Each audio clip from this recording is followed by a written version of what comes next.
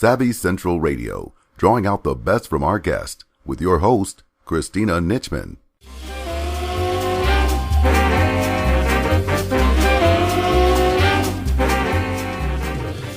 Hello everyone and welcome to Savvy Central Radio. This is your host, Christina Nichman.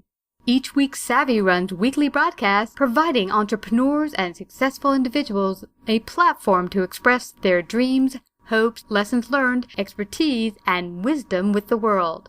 Our guest today is Cherie Doyen. Cherie is an advocate for children.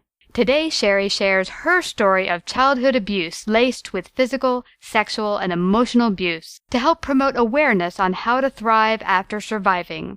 She also advocates for the prevention of child abuse by educating children how to get help.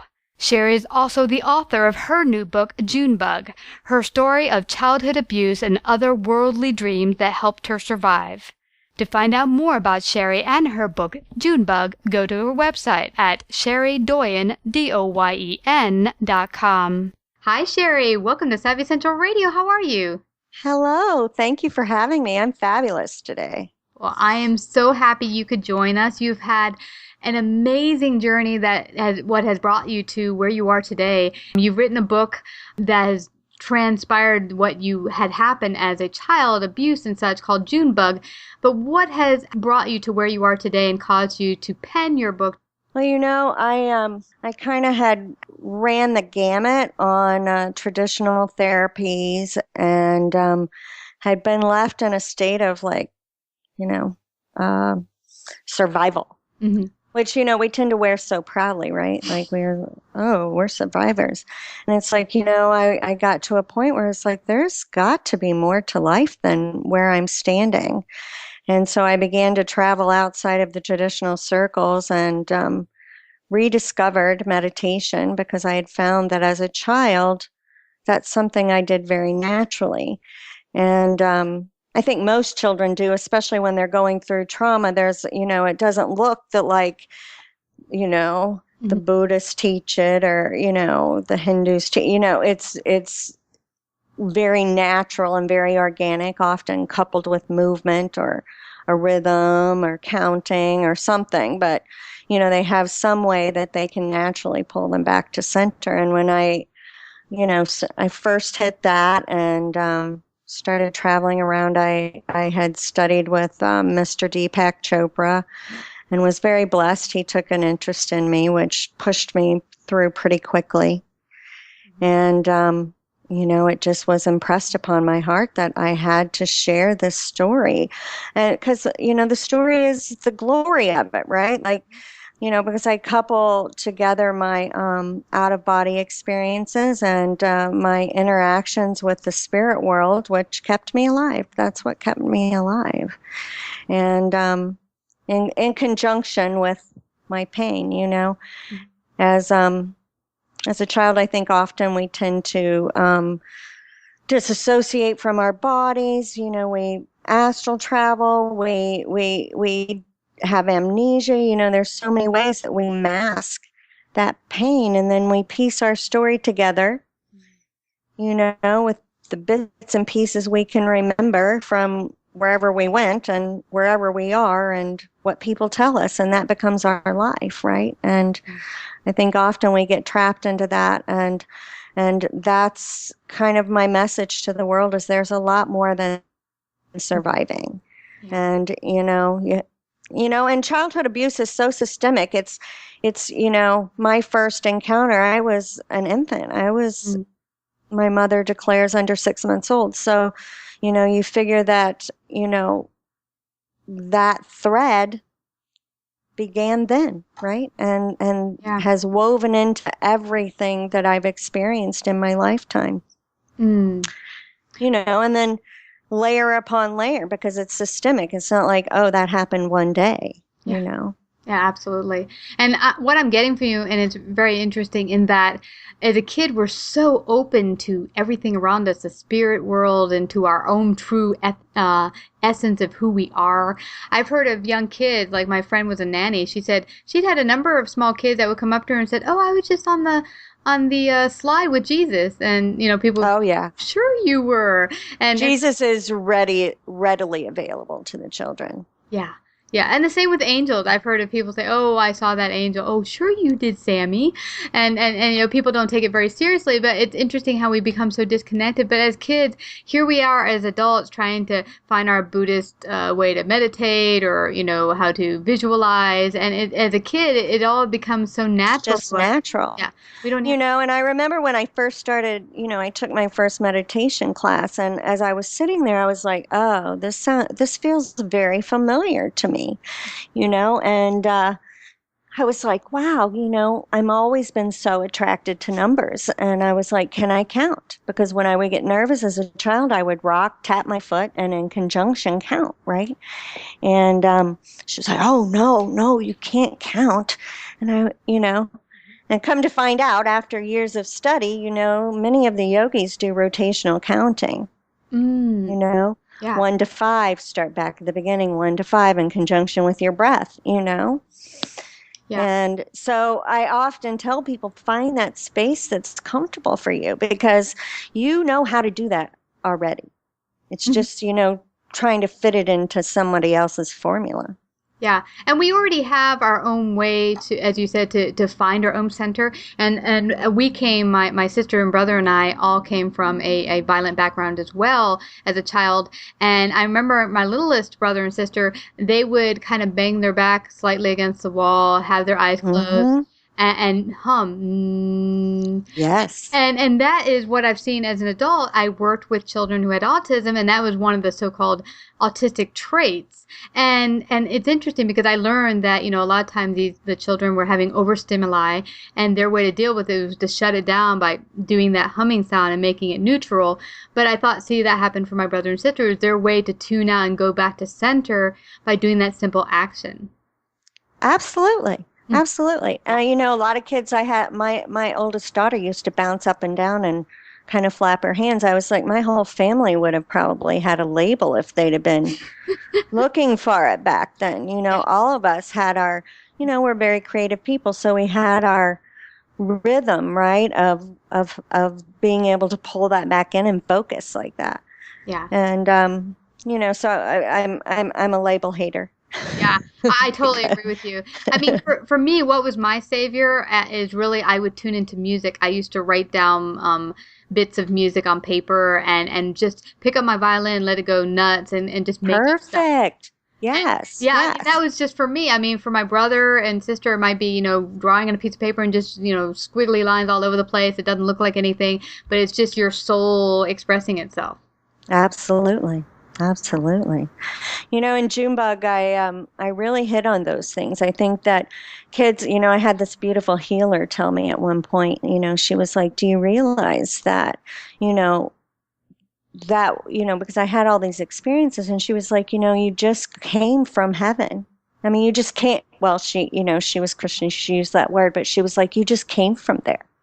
So of course that's going to be instantly where you go. Yeah. When there's pain and discomfort here.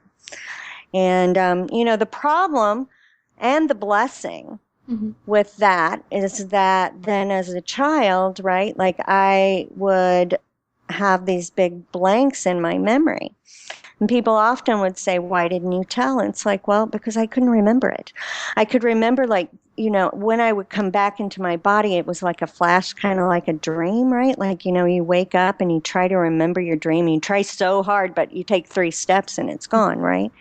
And that was the same way with these memories. And, which at the time was a blessing, because how could I get up and have breakfast the next morning after an incident like that, Yeah. But as an adult, not so great. Yeah. And oftentimes, then that comes back, unfortunately, at the most unfortunate time, usually during our first pregnancy, flashbacks, those memories start flooding in because they're necessary for our next part of our journey. You know, we have to know where we've been so that we don't repeat. And, you know, so then you're ushering in this beautiful life during all this trauma. Yeah. I mean, that was my experience, you know. I was like, not knowing which way was up and trying to usher in a new human or a new God, right? Yeah. Wow. And for me, I mean, for us as a child, another thing that if even you do remember anything that happens in your childhood and it's violent, sometimes adults don't always believe kids. Like we were talking about the angel thing, and you say, "Oh, I saw Jesus and I was on the swings with him." Adults will be like, "Oh, how nice." You know, they don't. Sometimes I think adults don't take what kids say very seriously, and sometimes like, "Oh, well, you don't really mean that Daddy was touching you like that. You must have the information incorrect." Yeah, and you know, I mean, truly, I feel like it is.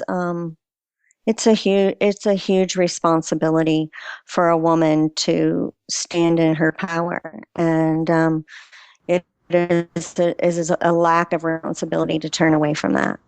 You know, I'm sorry. You know, I feel like that is something that's very systematic in family. And there wasn't a human being in my personal family that wasn't sexually violated, and it was just a way. And, you know, I think often that, you know, as women, it's easier to say, I didn't know. Why didn't you tell me? Blah, blah, blah, all these things. When in reality, you know, a woman can know whether her man is having an affair in another state. Yeah. We have intuition. So that is not a viable excuse. Yeah. And I am leaving that to the world. If you're hearing that from your mother, it's ridiculous. I'm sorry. Right? Yeah. I mean, if your husband is having an affair, you are going to know it. I mean, if his sexual attention is turned somewhere else, women know that. Yeah. Yeah. You know, we run across town, we slash tires, we do all these things, right? But, you know, we're going to make excuses for that man out of our own discomfort. Yeah. And turn away from a child's needs and not believe. Yeah. And it's a shame because that's a soul violation. It is. You know? It is. It's a soul violation. Absolutely. And we've had, like the girl I mentioned to you earlier that we had on when she talked about this very subject, Sue Gotti, that very same thing. I pleaded anyone in the audience, if they felt anything like something weird going on that they didn't want to face in this nature, to just please face it and deal with it. Don't turn away because it's too uncomfortable and it just, tell someone.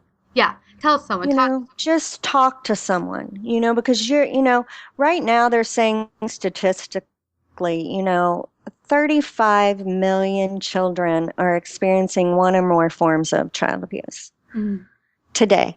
So they're guesstimating that to be half of the United States population of children. Yeah. I mean, that's a wow, you know, so that means like all those parents of half of the kids in the United States are crossing lines. Now you mentioned... You know what I'm saying? So it's a responsibility. It's a responsibility to all of us to stand in awareness and call out what is in plain sight. Give voice to what is in plain sight. Because in reality, the child is living it. You're not hiding anything from them. You're hiding it from yourself. Yeah. You know what I'm saying? Does that make sense? Absolutely. Anyway, I'm sorry. No, I get you. You're completely right. Yes, you know, you're hiding it from yourself. When I talk to parents and they're like, you know, I'm talking to them about awareness and preparing their children to enter the world and what's out there, you know, like they're protecting their child. It's like, you're not protecting that child. You're protecting you. Because if you're really protecting your child, you're going to make them aware of their surroundings. Yeah. You know, when we put a kid in a car to drive, we make them aware of their surroundings, that there's possibly drunk drivers, there's possibly speeders, there's possibly all these possibilities. We don't make them afraid to drive. Yeah. Yeah. And it's not going to make them more scared. What you're going to do is give them the tools so that if they're going to have power. Yeah, exactly. Exactly. And as far as you getting information in, either from your child or something that's from your intuition saying something's wrong here with my boyfriend or my husband. Act on it. Act on it. Because, I don't think that those thoughts enter your mind without just cause. Mm-hmm. I really don't, especially, if you have never encountered that, why would you think about it? So if that's popping into your mind, bring it out front. That is my. Yeah.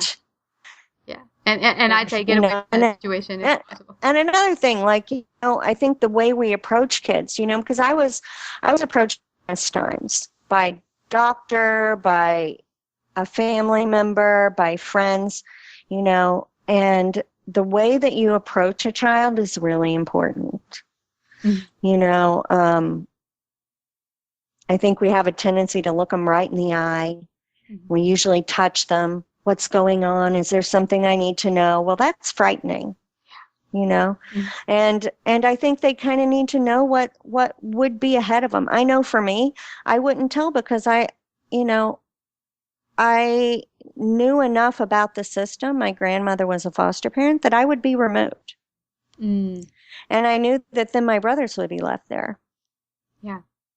And we would be separated.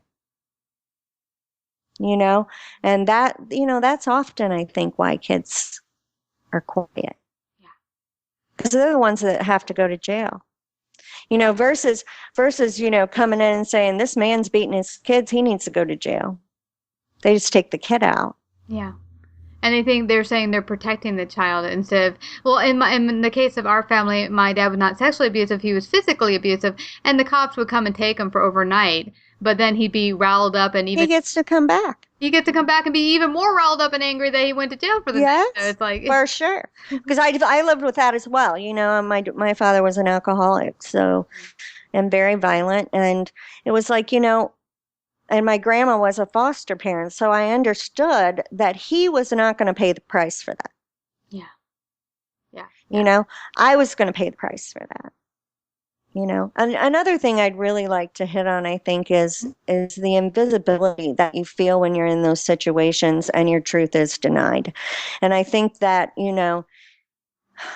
the family almost has to do that because otherwise they have to deal with it. And, if they're denying it happened, then they can look themselves in the mirror. Yeah. But what we need to realize that as you're looking at yourself in the mirror, that your child is invisible. Mm. I think that was the biggest thing with me was finally getting to the point where that didn't matter because, I would tell my mother, I'd say, hey, if you can't accept this is who I am. This has been like in my life since I was an infant before I have a memory. Mm. You know what I'm saying? So if you're not recognizing that, then you can't see me. Yeah.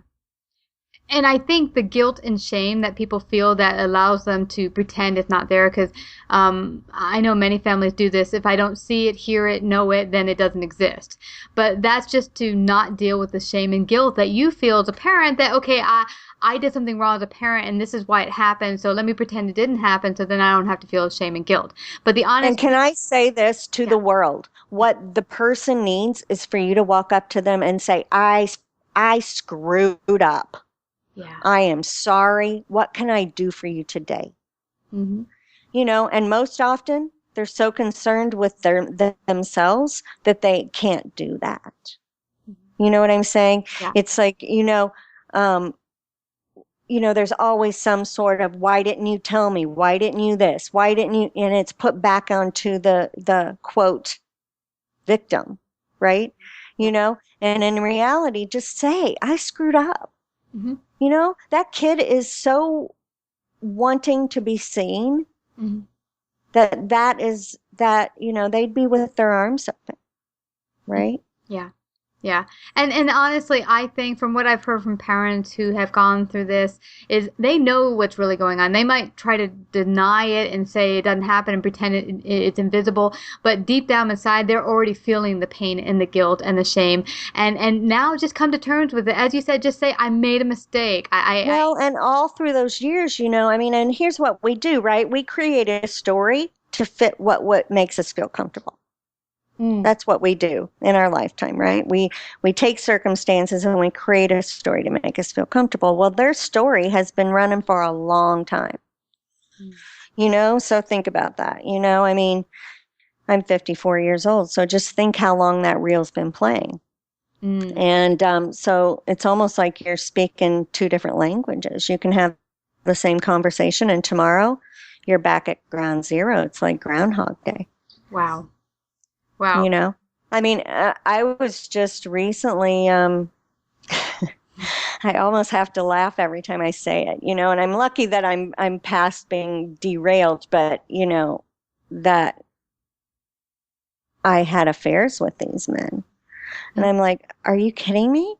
I'm like, is that really what you're saying right now? Like, that you think that this little 11, 12, 13-year-old girl has more wherewithal and judgment than a 40-year-old man? Is that really what you're saying to me, that she is in charge of that situation?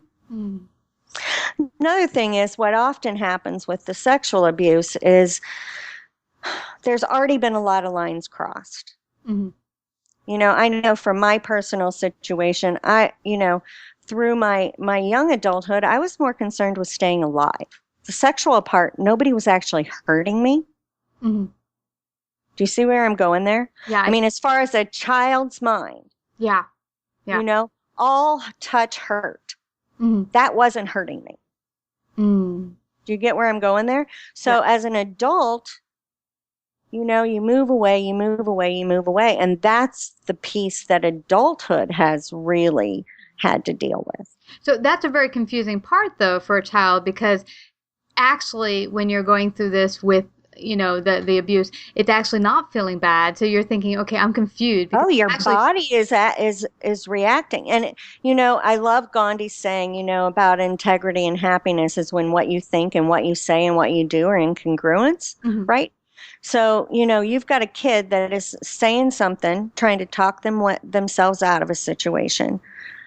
Their actions are moving in a different direction, and their thoughts another, right? Like, so they're in absolute incongruence in that moment. Their body is reacting, their mind is yelling, and their mouth is trying to talk sweetness to get out of it. Yeah. Yeah. And so I know for myself, and I'm a very creative visual person, so, how I dealt with it was very, very much like that. But, I put up triggers to shut my body down, which has been a huge thing in trying to establish relationships past that, right?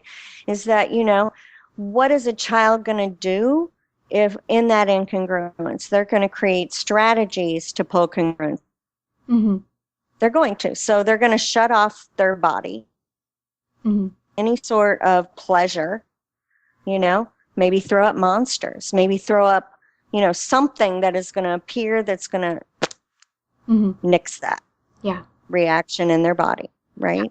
Yeah. And, so we've got, half the world's population, in that state trying to have relationships and have intimacy. How should anyone, if they're, going through it and maybe not even having faced the healing process, even begin to do that?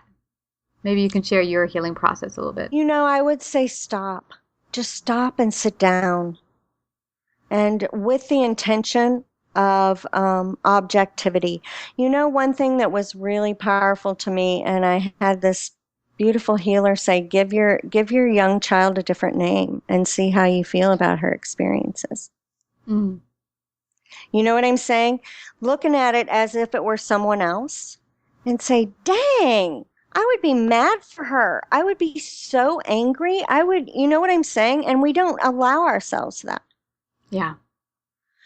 So I think it was really important to me to like, the Buddhists talk about, that observer I've had taught of a video camera, but throwing that up there to where you can sit back and watch that and give it with some objectivity, I think that was really important. It was almost like Forrest Gump, right? You're just running. I think that's the thing, is that we're just at a dead run, on the inside forever. And stopping and realizing where you stop and the next person starts. I think it's very important to untangle our stories from, our personal truth from the hearsay that we've heard from our families, because they're going to be painting a different story. They have to. Or they can't look at themselves in the mirror, right? I mean, unless you've got a parent that's on your side, but most often, they're standing off to the side and, yeah, and in pulling, and separating that and giving their due. I can look at my father and say, dang, he had a life prior to me that was not good. And you can give him that, and you can give him that blessing and say, hey, I don't. But there does come a point that forgiveness is a two-part piece. And, I think that we have to back out enough to say, hey, I am receptive for you to create a different response, a different change, a different action. But they are required to do that. Yeah. Do you see what I'm saying? Yeah. And I think that what we look at as family, what we have been taught as family, honor and love your parents no matter what. Well, you know what? They are required. You woke up every day forgiving this person. Yeah. And there does come a point where it's their responsibility to make a different choice. You stepping out of the way of the swinging door is not shameful. Yeah. Yeah, I getcha. Totally. And you can stand over there and you can be receptive for when they choose to make a different choice. But if they don't, that is their game. It's not your game. You can only be responsible for your own actions, behaviors, and your own thoughts, your words, and your actions. That's the only thing you can be responsible for. So if you're standing in integrity and, you have no ill will feelings, if this person were to show up and said, oh my gosh, I woke up today and I get it. Yeah. You can let them back in, but if they don't, they don't. Yeah. And I might just note there that my dad and I came to terms where we forgave each other. I forgave him, and he was able to see what happened and ask for forgiveness, and we had that out. But he wanted to have a relationship much deeper than I was willing or able at the time, as far as being in each other's personal space. And what I said to him at the time is that, really we have to build a relationship where I can trust you again, because trust isn't something I can just put on the table immediately. And it's almost like it's a different person, right? Yeah. Because I kind of hit that with my father as well. And it's like, okay, well, then we need to build a relationship from today, because I don't know you. I know him. And I didn't like him. Now, if you're going to be someone new, then we have to start from here. You can't just negate all that. Yeah. Yeah. It's a brand new. You know what I mean? And I think that's what parents tend to do, is walk in and say, well, I want to have what we used to have. And I was like, what is that? What is that? Because we've never really had love, or you wouldn't have been smacking me. So we have to build love. And that's different than that. Yeah. And it's going to take time to build that relationship, like all it's going to take time. Exactly. And I commend you. I approached my father at one point and I said, hey, I forgive you. He doesn't remember any of it, or claims to not remember anything. So that's kind of a weird place too. It's like, okay, well, I'm still invisible. You say you're sorry, but I'm still invisible. To you. To yeah, you. To you. Yeah. Yeah. But I don't want anyone to leave here without finding out how they can find out more about you and get your wonderful book. How can they do that? My website is CherieDoyen.com, and please reach out to me on Facebook and Twitter as well. And Junebug can be purchased through Amazon, through my website, through Barnes and Noble, pretty much anywhere, and I just have to say, Junebug, I've been fascinated through my lifetime with children's literature and children's movies, and I love that layer that they put in where, if you need the message, you get it, and otherwise you can be entertained. And that's I wrote Junebug as a story because I really wanted people to understand that a child's life who's living here, it's not an event. It's not a day. It's a lifetime. Yeah. Yeah. It's every day, and every day that child gets up and with forgiveness in their heart. And what I would like to leave people with is turn back to that kid and see how cool you were, because you did that. You were a warrior. You did that. And look and see how you did that, what gifts you had to do that with, telepathy. And, my brothers and I, we had to talk without words, look back and see the beauty that was there as well. Because I think in picking those gifts back up that you did that with, life should be a piece of cake. Yeah. We have so many gifts and talents and blessings that we're born with, and we drop along the way as we become adults, often because what society says is normal or rational or whatever. And spiritually they say that a child's blown, or a human being, like when they encounter trauma, they're blown open into enlightenment often, right? Well, what if you're 6 months old? What if you're 10? When that trauma hits you and the world looks different the next day, look back at yourself and say, hey, let's find that again, because that kid was cool. That kid did that. And I want to know who she was and how she did that. And I want her to be me. Awesome. Well, I want to thank you so much again, Cherie, for coming out here to share your story and this very important topic. I'm hoping enlighten and just help people expand and remember their wonderful, beautiful child that they were. Yeah. Thank you. Thanks for having me. You're welcome.